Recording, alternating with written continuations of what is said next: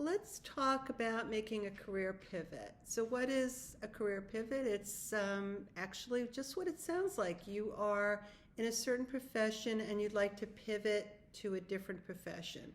So a lot of people want to do that. It's completely understandable. I've done it myself.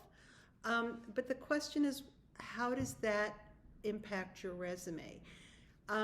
So just this morning, I received a resume from someone who has been in finance, working as a financial analyst, and this person wants to get into HR and has actually been doing some recruitment for a fairly well-known company, a large company, doing campus recruitment.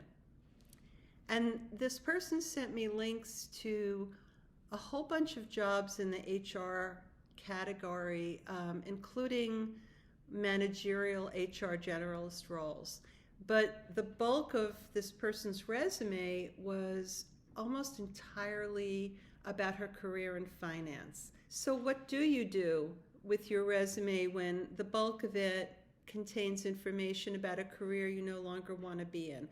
Well, the first thing is to take that all out, and in the summary of your qualifications at the top of the resume, what I would do is end that paragraph with a sentence that says, earlier in my career, I was a financial analyst in this person's particular case, or whatever, obviously, field you were going into. But then what does the resume consist of? So if you haven't done any work at all in the career you aspire to, you have to think about why a company would hire you. So the thing is probably to take a step back from the resume and first, earn some credentials in your desired new field. Let's say you've been doing that. I have a client who has been working in the field of data analysis, but not really doing data visualization, data validation, that, using BI tools. So while he's been working at his current job, he actually has been taking Google certification. So what we did is feature some of the projects he worked on while earning that certification. So what does that mean for you? It means that as you're earning credentials in your chosen field, what you want to do is include what you've learned, projects you've done while earning that certification.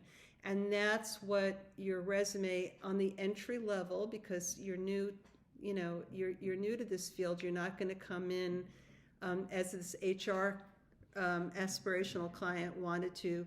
You're not going to come in on a manager level if this is the first time you've ever done something in your chosen field. So bottom line, if you want to make a career pivot and you can be totally successful at it, the bottom line is to make sure your resume addresses your new career without a heavy focus on what you did before, because you don't want to do that again. Thank you for watching my video. You want to learn more about resume writing and how it can help jumpstart your job search? Head over to my website, risingstarresumes.net, and you can always reach out to me on LinkedIn. I'd love to hear from you. And while you're at it, watch some more of my videos to learn about interview tips and what should and should not be on your resume.